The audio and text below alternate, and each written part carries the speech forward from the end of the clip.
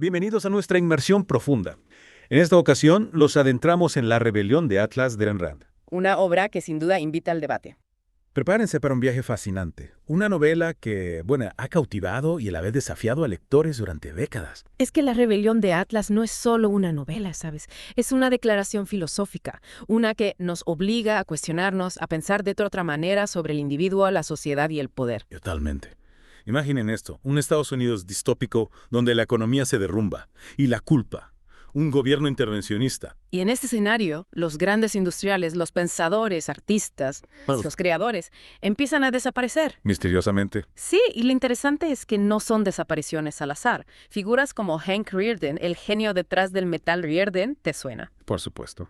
Y Dagny Taggart, la implacable vicepresidenta de operaciones de Taggart Transcontinental, parecen estar conectadas de alguna manera. Dagny. Una mujer brillante en un mundo, una industria dominada por hombres. Me encanta su determinación, ¿sabes? Mantener el ferrocarril en marcha a pesar del caos. Es admirable. Pero su hermano, James Taggart, el presidente de la compañía, parece tener una visión muy diferente de cómo manejar las cosas. Cierto. Himes representa lo que Rand llama saqueadores, aquellos que buscan poder y control, a costa, claro, de la innovación y el logro individual. En contraste, Dagny, al igual que Rearden, personifica a los no saqueadores. Los que crean valor, ¿no? Exacto, a través de su propio esfuerzo y talento. Esta lucha entre saqueadores y no saqueadores es central en la novela. Rand argumenta, y es interesante, que los saqueadores, a través de la regulación excesiva y la redistribución de la riqueza, destruyen la iniciativa individual. Y conducen a la sociedad al colapso. Justo. Y a medida que todo empeora, surge una figura enigmática. John Galt. John Galt. ¿Quién es este hombre? ¿Quién está detrás de las desapariciones? Y sobre todo, ¿qué significa su famosa frase? ¿Quién es John Galt? Esa es la gran pregunta, ¿verdad? La que impulsa la trama. A medida que desaparecen más creadores, la sociedad se tambalea, al borde del abismo. Sin duda. Y Dagny, en una búsqueda desesperada por descubrir la verdad. Y en esa búsqueda se encuentra con personajes fascinantes, como Francisco de Anconia, el heredero de un imperio minero. El que parece estar saboteando su propia fortuna. Exactamente. D'Anconia es todo un misterio. ¿Cuáles son sus verdaderas motivaciones? ¿Está realmente del lado de los saqueadores o juega un juego mucho más profundo? Sus acciones, a menudo contradictorias, nos hacen pensar, cuestionar nuestras propias suposiciones sobre el bien, el mal, el éxito, el fracaso. Francisco es un recordatorio de que las apariencias engañan. Y que las motivaciones humanas, son complejas. Multifacéticas. Totalmente. Y hablando de complejidad, no podemos olvidar la intriga, la que rodea a Richard Halley, el compositor, cuyo supuesto quinto concierto inspira profundamente a Dagny. Muy interesante. ¿Existe realmente esta obra maestra? ¿O es solo un producto de su imaginación? El misterio del quinto concierto de Halley nos invita a reflexionar sobre la naturaleza del arte, la inspiración, de dónde provienen las grandes ideas y qué papel juega la libertad individual en el proceso creativo. En esta primera parte de nuestra inmersión, apenas hemos arañado la superficie de La rebelión de Atlas, hemos presentado a los personajes, explorado el escenario distópico y comenzado a desentrañar la filosofía central de la novela, pero aún queda mucho por descubrir. Mucho por descubrir. En la siguiente parte profundizaremos en las consecuencias de la rebelión, el papel de John Galt y la visión de Rand de una sociedad, ideal. Prepárense para un viaje intelectualmente estimulante, uno que les hará cuestionar sus propias creencias sobre el mundo. Sin duda alguna. Siguiendo con nuestra inmersión en La rebelión de Atlas, recordemos que la novela no se limita a narrar una historia, va más allá. Propone una filosofía. El objetivismo, ¿verdad? Exacto, el objetivismo que Ayn Rand desarrolló a lo largo de su obra. Y esta filosofía, con su énfasis en la razón, el individualismo y el egoísmo racional, ha generado, muchos debates a lo largo de los años. Totalmente. Sus defensores la ven como una defensa de la libertad individual y la responsabilidad personal, ¿no? Mientras que sus detractores la critican por promover un egoísmo destructivo y una visión, simplista de la sociedad. Es fascinante cómo Rand presenta esta dicotomía entre saqueadores y no saqueadores de una forma, tan radical. ¿Podrías explicarnos un poco más sobre esos conceptos para nuestros oyentes? Claro. Los saqueadores, representados por políticos y burócratas en la novela, buscan controlar la economía, redistribuir la riqueza. Ya veo. Mientras que los no saqueadores, los emprendedores e innovadores, son los que realmente generan valor. Pero se ven obstaculizados, ¿no? Por regulaciones e impuestos. Entiendo. Entonces, podríamos decir que John Galt, con su huelga de los creadores, busca demostrar que la sociedad depende de la capacidad productiva de los individuos. y no de la coerción estatal. Exactamente. Galt, junto a los demás creadores, decide retirarse del sistema, demostrando que sin ellos, la sociedad se derrumba. Es una crítica al colectivismo y una defensa del poder del individuo. Pero algunos críticos argumentan que la novela presenta una visión idealizada del capitalismo y una demonización del Estado, ¿no crees? Es cierto que Rand era una ferviente defensora del capitalismo laissez-faire y veía al Estado como una amenaza para la libertad individual. Sin embargo, la novela no solo critica al Estado, también a la corrupción, la ineficiencia que puede existir tanto en el sector público como en el privado. Eso me hace pensar en la relación entre Dagny Taggart y Hank Rearden. Ambos personajes que representan la excelencia en sus campos, pero enfrentan oposición constante, ¿no? De aquellos que buscan controlarlos o aprovecharse de su trabajo. Sin duda. Y su romance desafía las convenciones sociales y morales de la época, mostrando que la verdadera conexión se basa en el respeto mutuo, la admiración por el talento del otro, y la búsqueda, claro, de la felicidad individual. Y no podemos olvidar a Francisco de Anconia, cuyo papel es tan misterioso como crucial. Al principio parece un playboy despreocupado, pero poco a poco vamos descubriendo sus verdaderas motivaciones. De Anconia es un maestro del engaño.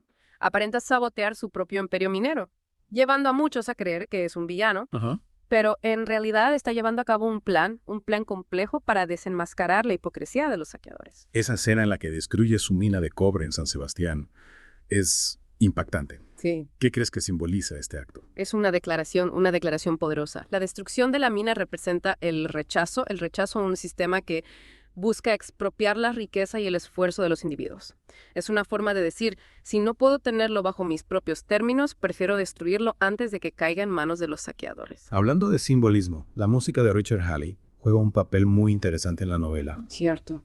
Esa melodía que Dagny escucha una y otra vez. La música de Halley representa la belleza y la creatividad que son posibles cuando la mente humana se libera de las cadenas del colectivismo. Es un símbolo de la libertad individual, la búsqueda de la excelencia. Y ese misterio del quinto concierto, que Dagny escucha pero que no se encuentra entre las obras publicadas de Halley, añade una capa de intriga a la trama. Es real, es una alucinación. ¿Qué significa? Es un misterio que nos invita a reflexionar sobre la naturaleza del genio creativo y la posibilidad de que existan obras maestras ocultas al mundo. También nos hace pensar en la importancia de la percepción individual y cómo nuestra propia búsqueda de la verdad puede llevarnos a descubrir cosas que otros no pueden ver. A medida que la novela avanza, la rebelión de John Galt cobra fuerza, atrayendo a más y más creadores a su causa. Esa huelga de talentos paraliza la economía y pone en evidencia la dependencia de la sociedad hacia los individuos productivos. Es como si Rand nos dijera, miren lo que sucede cuando los que realmente sostienen la sociedad deciden retirarse. Y la escena en la que John Galt finalmente se revela al mundo a través de una transmisión radial es un punto culminante de la novela. En esa transmisión, Galt expone su filosofía y desafía a la sociedad a elegir entre la razón y la fuerza, la libertad y la esclavitud. Es un llamado a la acción, una invitación a unirse a la rebelión y construir una nueva sociedad basada en los principios del objetivismo. Aunque algunos críticos ven el discurso de Galt como una diatriba excesiva, no se puede negar su poder retórico y su influencia en el pensamiento libertario. La rebelión de Atlas es una obra que invita a la reflexión y al debate, incluso décadas después de su publicación. Nos reta a cuestionar las ideas preconcebidas sobre el papel del individuo en la sociedad, la naturaleza del éxito y la importancia de la libertad. A medida que nos acercamos al final de nuestra inmersión, me pregunto, ¿qué mensaje nos deja esta obra? ¿Es una utopía inalcanzable o una llamada a la acción para construir un mundo mejor? Esa es la pregunta que nos deja resonando. ¿La rebelión de Atlas, utopía inalcanzable o una guía para construir un mundo mejor? En esta última parte de la inmersión, exploremos las consecuencias de la rebelión. Y la visión que Rand nos presenta. Justo cuando la sociedad parece estar al borde del colapso total, Dagny descubre la ubicación de Galt Gulch, la comunidad secreta, ¿no? De los creadores que se han retirado del mundo, que encuentra allí, este lugar que opera bajo los principios del objetivismo. Galt Gulch es como el experimento social de John Galt, una sociedad donde la razón, la productividad y el egoísmo racional son los valores, supremos. No hay lugar para la coerción, la redistribución de la riqueza o el sacrificio por el bien común. Suena un poco radical, ¿no? ¿Cómo se organiza?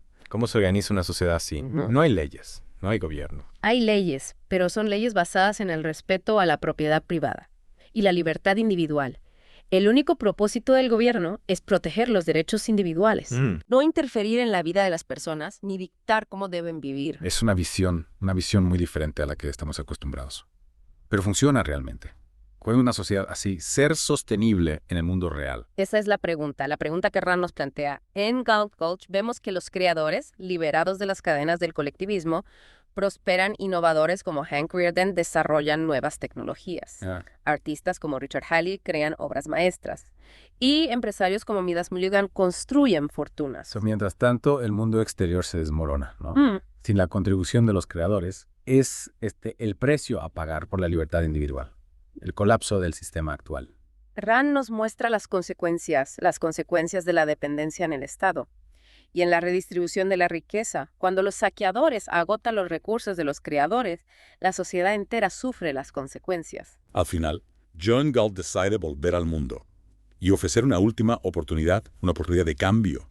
Su discurso, transmitido a través de las ondas de radio, es un llamado a la razón, a la responsabilidad individual y a la construcción de un futuro basado en la libertad. Ese discurso es uno de los momentos más icónicos de la novela. Galt desafía a la sociedad a elegir entre dos caminos, la senda de la razón y la individualidad, o la senda del colectivismo y la destrucción. Y aunque la novela no nos da una respuesta definitiva sobre qué camino tomará la sociedad, nos deja con una invitación poderosa a reflexionar sobre nuestros propios valores y nuestras responsabilidades como individuos. Exacto. La rebelión de Atlas no es solo una historia, es un desafío. Nos obliga a confrontar nuestras ideas preconcebidas sobre la sociedad, la economía y el papel del individuo en el mundo. Y aunque no estemos de acuerdo con todas las ideas de Ayn Rand, es innegable que su obra nos provoca, nos hace pensar y nos invita a debatir. Al final, la rebelión de Atlas nos deja con una pregunta fundamental. ¿Qué tipo de mundo queremos construir? ¿Un mundo donde el individuo es libre de perseguir su propia felicidad y éxito? ¿O un mundo donde la colectividad subyuga al individuo en nombre del bien común? Esa es una pregunta que cada uno de nosotros debe responder. Y espero que esta inmersión profunda en la rebelión de Atlas les haya dado las herramientas para reflexionar sobre este tema tan crucial. Gracias por acompañarnos en este viaje. Hasta la próxima.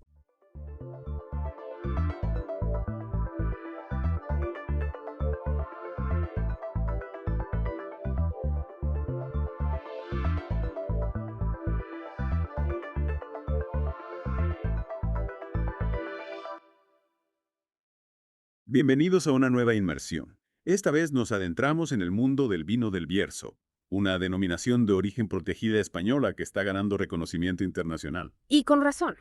Es una región fascinante, desde su geografía y clima hasta la historia, las uvas, los maridajes.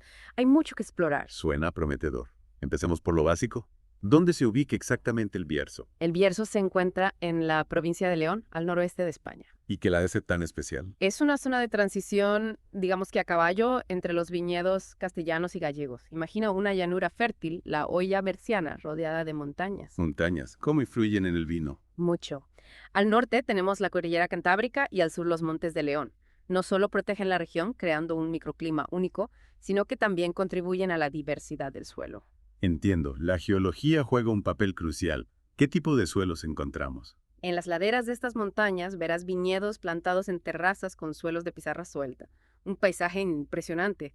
Y la variedad es clave. Arcilla roja, pizarra, arenas de cuarzo. ¿Y todos son aptos para la vid? Sí, todos tienen un pH ligeramente ácido, ideal para el cultivo. Por ejemplo, la pizarra aporta mineralidad y frescura al vino, mientras que la arcilla roja le da estructura y cuerpo. Fascinante. ¿Y qué hay del clima? ¿Cómo influye en el desarrollo de las uvas? El Bierzo tiene un microclima especial, una mezcla de influencias oceánicas y continentales. Océano y continente a la vez. Exacto. Las montañas actúan como un escudo protector, frenando los vientos atlánticos y las temperaturas extremas. Ya veo, un refugio para la vid. La temperatura media anual es de 12.3 degrees C, con una pluviometría de 793 milímetros. Son perfectas para la uva. Suena idílico. ¿Y qué son los patales que he oído mencionar? Ah, sí. Los patales son llanuras aluviales muy fértiles donde las vides crecen con fuerza. ¿Y eso es malo? No necesariamente, pero son propensas a las heladas primaverales, lo que puede afectar la cosecha. La naturaleza siempre tiene sus desafíos.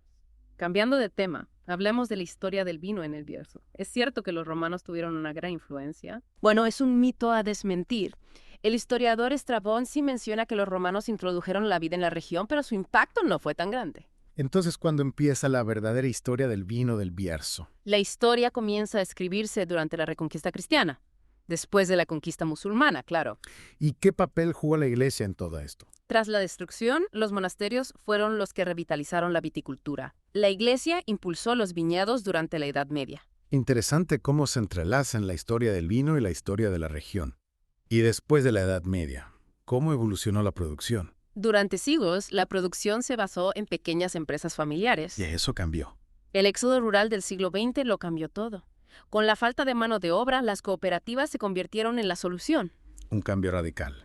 ¿Y cuándo empieza el Bierzo a despuntar en el panorama vinícola? El punto de inflexión llega en 1989 con la creación de la denominación de origen Bierzo. Un antes y un después. Figuras clave como Bernardo Álvarez, Bernardo Luna, José Luis Antín Vázquez y Paco Pérez Caramés impulsaron la modernización del Bierzo. Sentaron las bases para lo que es hoy. Auténticos pioneros. ¿Y qué hay del siglo XXI?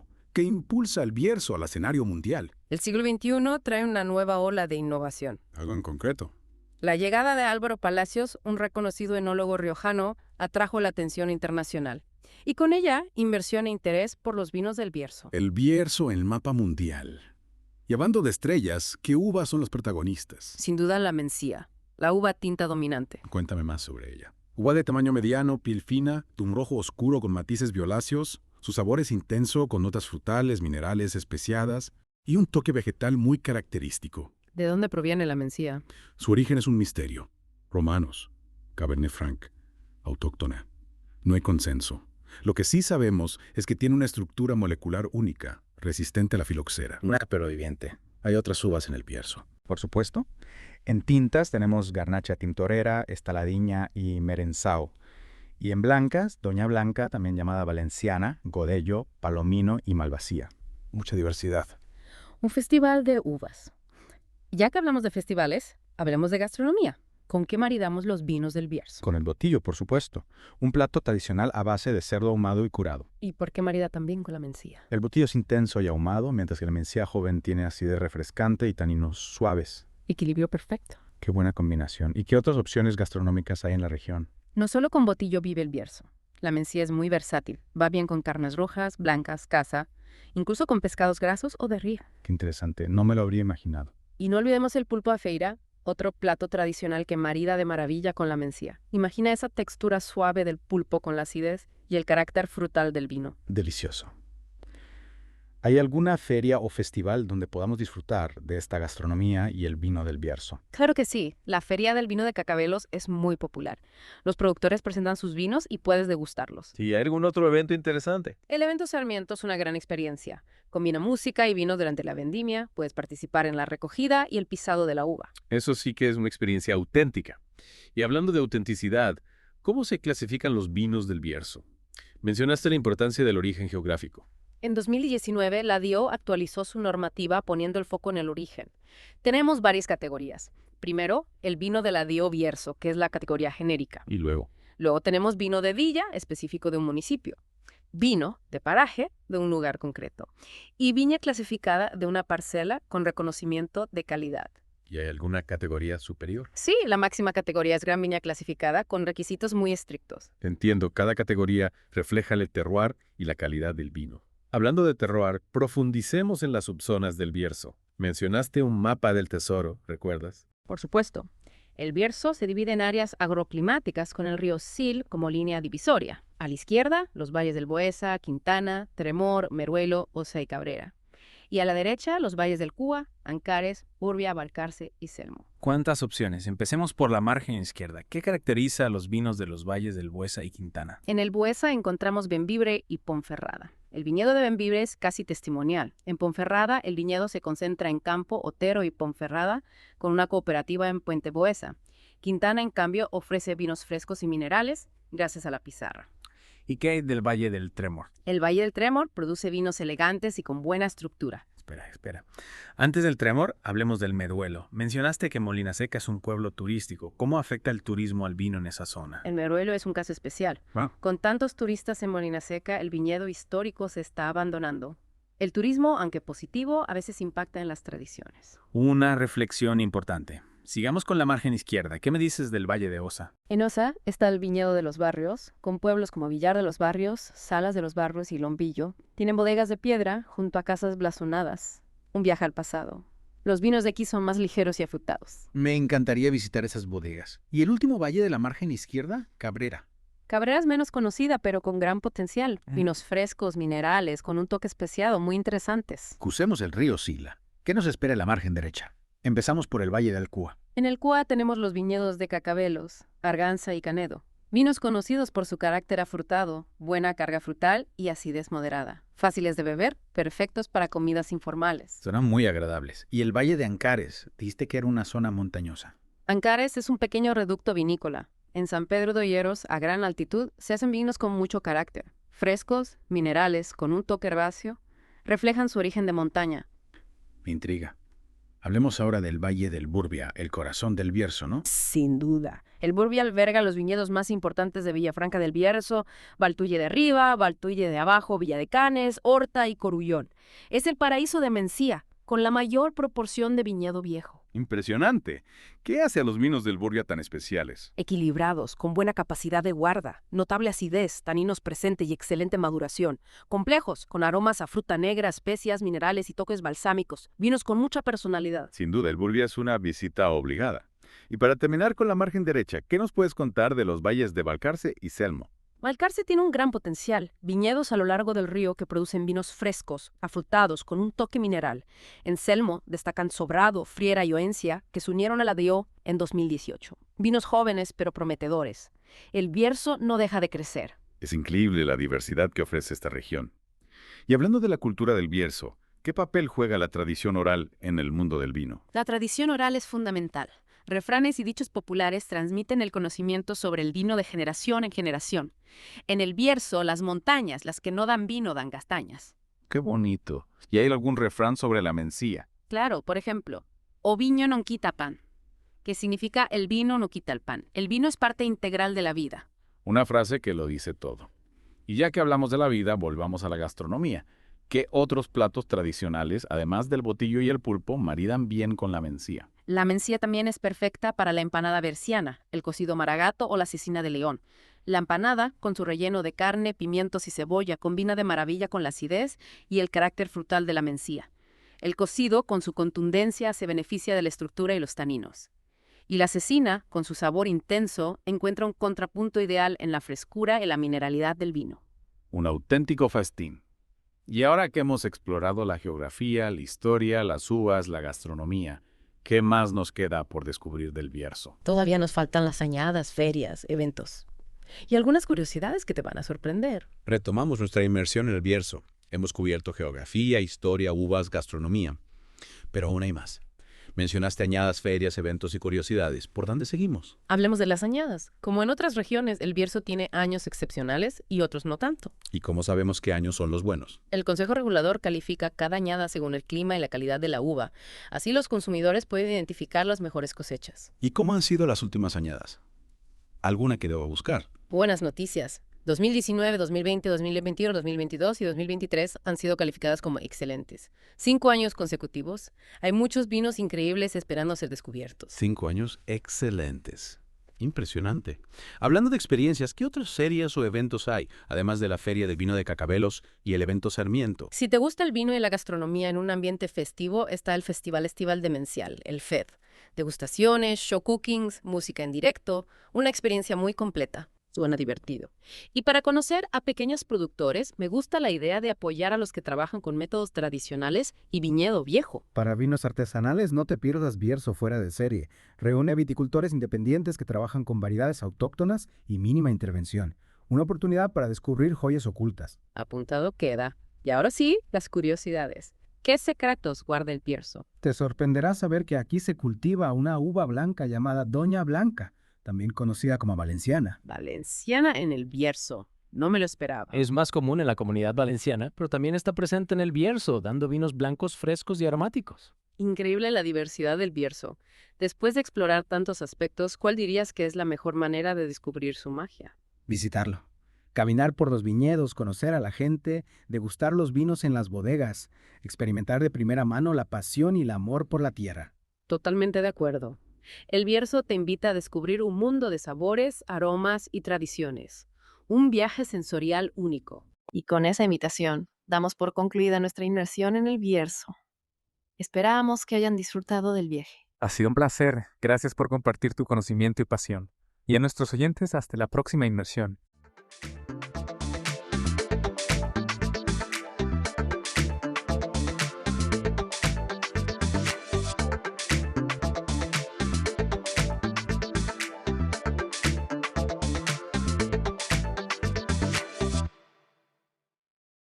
Bienvenidos a nuestra inmersión profunda. Hoy nos adentramos en el trabajo de James Clerk Maxwell, un verdadero visionario de la física. Sí, un visionario que unificó la electricidad y el magnetismo en una sola teoría, elegante y poderosa. Nos guiaremos con el artículo de Wikipedia sobre las ecuaciones de Maxwell. Un excelente punto de partida para desentrañar ideas que cambiaron nuestra comprensión del universo y que sentaron las bases de la tecnología moderna. Exacto. Nuestro objetivo es comprender la esencia de estas ecuaciones y cómo iluminan nuestra comprensión de la luz y mucho más. Prepárense porque lo que Maxwell descubrió es asombroso. Totalmente de acuerdo. Comencemos hablando del genio detrás de todo esto, James Clerk Maxwell. ¿Cómo logró unificar años de trabajo experimental de figuras como Coulomb, Gauss, Ampere y Faraday en una sola teoría? Y pensar que todo esto sucedió a mediados del siglo XIX. Introdujo los conceptos de campo y corriente de desplazamiento. Ideas abstractas pero poderosas que cambiaron nuestra forma de ver la electricidad y el magnetismo. ¿Puedes explicarnos un poco más sobre esos conceptos? Suenan bastante complejos. Claro. Imagina una carga eléctrica como un electrón. Esta carga crea una especie de aura, una región donde otras cargas pueden sentir su influencia. Esa aura es el campo eléctrico. Entonces, el campo eléctrico es como una zona de influencia invisible que rodea a una carga eléctrica. Exactamente. Y lo mismo con los imanes. Crean un campo magnético a su alrededor. Lo que Maxwell hizo fue darse cuenta de que estos campos no son estáticos, sino que pueden interactuar y cambiar entre sí. Ya veo. ¿Y la corriente de desplazamiento? ¿Cómo encaja? Esa es la clave de la unificación. Maxwell se dio cuenta de que un campo eléctrico cambiante puede crear un campo magnético, incluso si no hay un flujo de corriente eléctrica convencional. A este fenómeno lo llamó corriente de desplazamiento porque, aunque no involucra electrones en movimiento, produce el mismo efecto magnético que una corriente real. Un campo eléctrico que cambia puede crear un campo magnético sin necesidad de cables ni electrones en movimiento. Exactamente. Y a la inversa, un campo magnético cambiante puede crear un campo eléctrico. Es una relación simétrica, como una danza entre dos fuerzas fundamentales. Fascinante. Entonces, Maxwell unió la electricidad y el magnetismo al demostrar que los campos eléctricos y magnéticos pueden generarse mutuamente, incluso en el vacío. Exacto. Y para describir esta interacción, Maxwell formuló un conjunto de ecuaciones, las famosas ecuaciones de Maxwell. Pero no surgieron de la nada. Oliver Heaviside simplificó las 20 ecuaciones originales de Maxwell a las 4 que conocemos hoy en día. Así que las ecuaciones que estudiamos hoy son una versión más elegante del trabajo original de Maxwell. Sin duda. Hablemos de estas 4 ecuaciones. Empecemos con la ley de Gauss para el campo eléctrico. ¿Qué nos dice esta ecuación? Que la carga eléctrica es la fuente del campo eléctrico. Imagina una superficie cerrada, como una burbuja, y dentro hay carga eléctrica. Como una especie de jaula invisible que encierra las cargas. Exactamente. La ley de Gauss nos dice que la cantidad total de flujo eléctrico que atraviesa esa superficie es proporcional a la carga total dentro de la burbuja. Flujo eléctrico. Suena complicado. Es una idea intuitiva. Piensa en el campo eléctrico como un fluido invisible. Emana de las cargas positivas y converge en las negativas. Como si la carga positiva fuera un grifo que emite fluido eléctrico y la negativa un desagüe. Esa es una excelente analogía. La cantidad de flujo a través de la burbuja nos dice cuánta carga hay dentro, como si contáramos cuánta agua sale del grifo o entra en el desagüe. Entiendo. Entonces, más carga dentro de la burbuja significa más flujo eléctrico a través de su superficie. Exacto. Y matemáticamente esto se expresa usando el concepto de divergencia, que mide cómo el campo eléctrico se expande desde una carga positiva o se contrae hacia una negativa. Interesante. La ley de Gauss para el campo eléctrico nos dice que la carga eléctrica actúa como una fuente o sumidero para el flujo eléctrico. Y la ley de Gauss para el campo magnético. Es similar. También habla de flujo, pero con una diferencia fundamental. A diferencia del campo eléctrico, no existen cargas magnéticas aisladas. lo que llamamos monópolos magnéticos. No hay un equivalente a las cargas positivas y negativas en el magnetismo. Exacto. Los polos magnéticos siempre vienen en pares, un polo norte y un polo sur. No puedes tener un polo norte sin un polo sur. Entonces, ¿cómo funciona el flujo magnético si no hay fuentes o sumideros? Las líneas de campo magnético siempre forman bucles cerrados. Imagina un imán de barra. Las líneas de campo magnético salen del polo norte, rodean el imán y vuelven a entrar por el polo sur. Como un circuito cerrado sin principio ni fin. Precisamente, la ley de Gauss para el campo magnético nos dice que el flujo magnético total a través de cualquier superficie cerrada es siempre cero. Imagina una burbuja alrededor de un imán, la cantidad de flujo magnético que entra por un lado es igual a la que sale por el otro. Es como si el flujo magnético estuviera atrapado en un ciclo eterno. Exactamente. Esta diferencia entre el campo eléctrico y el campo magnético tiene profundas consecuencias. Pero eso lo dejaremos para más adelante. Estoy intrigadísimo. ¿Qué nos espera? Exploraremos las otras dos ecuaciones de Maxwell. La ley de Faraday-Lenz, que describe la inducción electromagnética, y la ley de Ampère generalizada, que introduce el concepto de corriente de desplazamiento. Suena fascinante. No puedo esperar a seguir desentrañando los misterios de las ecuaciones de Maxwell. Te aseguro que el viaje se pondrá aún más interesante. Hasta la próxima. Bienvenidos de nuevo a nuestra inmersión profunda en las ecuaciones de Maxwell. ¿Listos para seguir? Totalmente. Me quedé pensando en esas dos últimas ecuaciones, la ley de Faraday-Lenz y la ley de Ampère generalizada. Empecemos con la ley de Faraday-Lenz. Describe la inducción electromagnética. Nos dice que un campo magnético cambiante puede generar un campo eléctrico. Ah, la inducción. Recuerdo experimentos en la escuela con imanes y bobinas. Al mover el imán cerca de la bobina se generaba una corriente eléctrica. Eso, exactamente. La ley de Faraday-Lenz describe eso con precisión. Nos dice que la fuerza del campo eléctrico inducido es proporcional a la rapidez con la que cambia el flujo magnético. O sea, cuanto más rápido se mueve el imán, mayor es la corriente inducida. Correcto. Y no solo un imán en movimiento puede inducir un campo eléctrico. Cualquier cambio en el campo magnético, ya sea por movimiento o por variación en la intensidad, puede generar un campo eléctrico. ¿Y la parte de Lenz qué significa? La ley de Lenz nos dice la dirección del campo eléctrico inducido. Establece que el campo eléctrico inducido supondrá el cambio en el flujo magnético que lo creó. Es como si la naturaleza se resistiera al cambio. Es como una inercia magnética. Fascinante. Y esta ley tiene aplicaciones prácticas, ¿verdad? Sin duda. La inducción electromagnética es la base de los motores eléctricos, los generadores, los transformadores, muchísimas tecnologías. Es increíble cómo un principio físico puede tener tantas aplicaciones. Hablemos de la cuarta ecuación. La ley de Ampère generalizada. ¿Qué la hace tan especial? Es quizás la contribución más importante de Maxwell. La ley de Ampère original, formulada por André-Marie Ampère, describía la relación entre una corriente eléctrica estacionaria y el campo magnético que genera. Pero Maxwell se dio cuenta de que era incompleta. Incompleta. ¿En qué sentido? La ley de Ampère original solo funcionaba para corrientes constantes. No podía explicar qué pasaba con corrientes que variaban en el tiempo. Maxwell añadió un término a la ecuación, la corriente de desplazamiento. Ah, sí. La corriente de desplazamiento, ese flujo invisible que se genera cuando un campo eléctrico cambia. Exactamente. Al agregar este término, Maxwell completó la simetría en las ecuaciones electromagnéticas.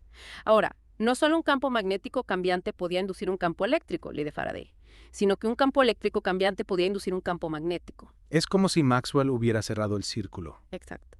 Y al hacerlo, no solo unificó la electricidad y el magnetismo, sino que abrió la puerta a una de las predicciones más asombrosas de la física, la existencia de las ondas electromagnéticas. Espera. Las ondas electromagnéticas, como la luz, son una consecuencia de las ecuaciones de Maxwell. Así es. Al jugar con sus ecuaciones, Maxwell descubrió que la interacción entre campos eléctricos y magnéticos cambiantes podía propagarse por el espacio en forma de ondas. Ondas de campos eléctricos y magnéticos que se propagan por el espacio. Y lo que es más asombroso, al calcular la velocidad de estas ondas a partir de las constantes fundamentales de la electricidad y el magnetismo, Maxwell obtuvo un valor muy cercano a la velocidad de la luz, que ya se había medido. Espera. Maxwell descubrió que la luz es una onda electromagnética, solo con matemáticas. Exactamente. Unificó la óptica con el electromagnetismo, uno de los mayores logros de la física del siglo XIX. Eso es revolucionario. Entonces, la luz no es algo aparte, sino campos eléctricos y magnéticos oscilantes que se propagan por el espacio. Precisamente. Y este descubrimiento abrió un nuevo mundo. Maxwell predijo la existencia de otras formas de radiación electromagnética, más allá de la luz visible, lo que luego se confirmó con el descubrimiento de las ondas de radio, los rayos X, etc. Es increíble cómo una sola teoría puede unificar tantas áreas de la física y revelar la naturaleza del universo. Y aún hay más. Por ejemplo, las ecuaciones de Maxwell también implican que nada puede viajar más rápido que la luz. Pero eso quizás lo dejemos para otra inmersión profunda. De acuerdo, pero antes de terminar, hay un concepto que me intriga. El potencial escalar y potencial vector. ¿Qué son? Son herramientas matemáticas. Nos permiten trabajar con las ecuaciones de Maxwell de una manera más eficiente. Imagina que quieres describir un paisaje montañoso. Podrías hacerlo listando la altitud de cada punto, o podrías usar un mapa topográfico que muestre las curvas de nivel. Ya veo. El potencial escalar y el potencial vector son como un mapa topográfico para los campos electromagnéticos. Exactamente. En lugar de trabajar con los campos eléctricos y magnéticos, podemos usar estos potenciales, que contienen la misma información, pero de una manera más condensada. Entonces, es como una forma más eficiente de hacer los cálculos. Correcto. El potencial escalar, denotado por la letra griega, se asocia con el campo eléctrico, mientras que el potencial vector, denotado por la letra A, se asocia con el campo magnético. Interesante. ¿Y cómo se relacionan estos potenciales con las ecuaciones de Maxwell? ¿Podemos expresar las ecuaciones de Maxwell en términos de estos potenciales? De hecho, la ley de Gauss para el campo magnético y la ley de Faraday se satisfacen automáticamente. Simplifican las ecuaciones. Exactamente. Y estos potenciales tienen cierta libertad de lo que llamamos simetría gauge. Podemos elegir diferentes potenciales que den lugar a los mismos campos físicos. Diferentes mapas topográficos que muestran el mismo paisaje pero con diferentes colores o escalas. Excelente analogía. Esta libertad de elección nos permite simplificar aún más los cálculos, dependiendo del problema. Impresionante. Los potenciales escalar y vector son como herramientas secretas. Podríamos decir eso. Y aunque son conceptos abstractos, nos permiten profundizar en la comprensión de la naturaleza de los campos electromagnéticos. Es increíble cómo cada capa que descubrimos en las ecuaciones de Maxwell revela más maravillas. Estoy deseando ver qué más nos depara este viaje. Me has dejado pensando en la inmensidad de lo que Maxwell logró. Estas ecuaciones no solo describen el electromagnetismo, sino que también revelan verdades sobre la estructura del universo. Es cierto. Y hablando de la estructura del universo, hay otro aspecto fascinante que no podemos olvidar: la compatibilidad con la teoría de la relatividad especial de Einstein. Ah, sí. La famosa teoría de Einstein. ¿Cómo encajan las ecuaciones de Maxwell en todo eso? Bueno, la relatividad especial nos dice que el espacio y el tiempo no son absolutos, sino que están entrelazados y dependen del observador. Lo sorprendente es que las ecuaciones de Maxwell ya incorporaban esta idea incluso antes de Einstein. ¿En serio? ¿Maxwell estaba anticipando la relatividad? En cierto modo, sí. Las ecuaciones de Maxwell son invariantes bajo las transformaciones de Lorentz. Son las ecuaciones que describen cómo cambian las medidas de espacio y tiempo entre observadores en movimiento. Suena complicado, pero entiendo la idea. Las ecuaciones de Maxwell funcionan sin importar la velocidad, incluso a velocidades cercanas a la de la luz. Exacto. De hecho, las ecuaciones de Maxwell fueron una de las claves para la relatividad especial. Einstein se dio cuenta de que las ecuaciones de Maxwell eran compatibles con las transformaciones de Lorentz y pudo deducir que la velocidad de la luz debía ser constante para todos los observadores. Como todo está conectado. Las ecuaciones de Maxwell unificaron la electricidad y el magnetismo y sentaron las bases para la teoría de la relatividad. Es un testimonio de la armonía y la belleza de las leyes del universo. Y al expresar las ecuaciones de Maxwell en el lenguaje matemático de la relatividad, usando tensores y cuadrivectores, se revela una simetría aún más profunda entre la electricidad y el magnetismo. Mencionaste los tensores antes. ¿Puedes explicar qué son? ¿Y por qué son importantes? Los tensores son una generalización de los vectores. Un vector tiene magnitud y dirección. Un tensor puede tener más componentes. Representan las relaciones entre diferentes magnitudes y direcciones. En relatividad, los tensores se utilizan para describir el espacio-tiempo de forma unificada. En lugar de tratar el espacio y el tiempo por separado, los combinamos en una sola entidad. Exacto. Y al expresar las ecuaciones de Maxwell en términos de tensores, se hace evidente que la electricidad y el magnetismo no son dos fuerzas separadas, sino dos aspectos de una sola fuerza, la fuerza electromagnética. Maxwell y Einstein unieron sus mentes para revelarnos una verdad más profunda sobre el universo. Podríamos decir eso. La unión de las ecuaciones de Maxwell y la relatividad especial es uno de los mayores logros de la física del siglo XX. Y todo comenzó con la curiosidad de Maxwell por comprender la electricidad y el magnetismo. Es inspirador pensar en el poder de la mente humana. Y aunque hemos cubierto mucho en esta inmersión, siento que solo hemos arañado la superficie. Es cierto, las ecuaciones de Maxwell son un pozo sin fondo de conocimiento, pero espero que este viaje te haya dado una nueva precisión por la belleza, la elegancia y el poder de estas ecuaciones. Sin duda alguna. Gracias por guiarme en esta exploración del mundo del electromagnetismo. Y a nuestros oyentes los invito a seguir explorando, a seguir haciendo preguntas y a dejarse maravillar por la complejidad y la armonía del universo. Hasta la próxima.